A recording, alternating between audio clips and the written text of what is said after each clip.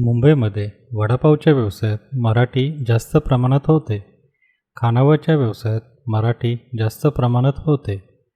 यापुढील टप्पा हा फ्रँचायझी किंवा हॉटेलमध्ये परिवर्तित व्हायला पाहिजे होता. तो जितक्या प्रमाणात पाहिजे तितक्या प्रमाणात झाला नाही. सेलिब्रिटीचे सोडून बोलत आहे, कृपया इमेज मार्केटिंग नको. मुंबई आंतरराष्ट्रीय शहर, इथून मराठी खाद्यपदार्थ हे जगभरात पसरायला पाहिजे होते. जसे पंजाबी आणि दक्षिण भारतीय पसरले तसे हे झाले नाही.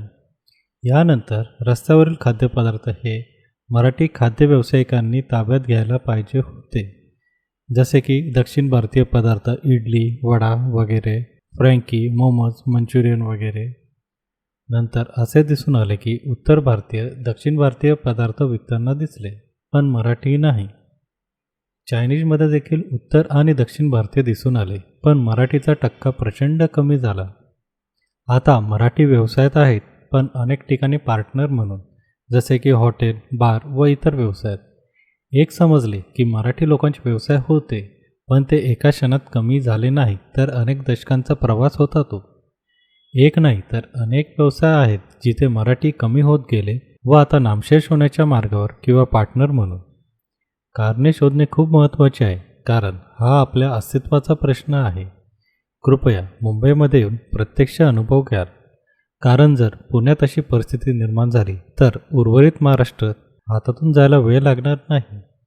आणि हे फक्त खाद्यपदार्थाच्या व्यवसायाबद्दल नाही, तर अनेक व्यवसायातून मराठी जवळपास हद्दपार झाले आहेत.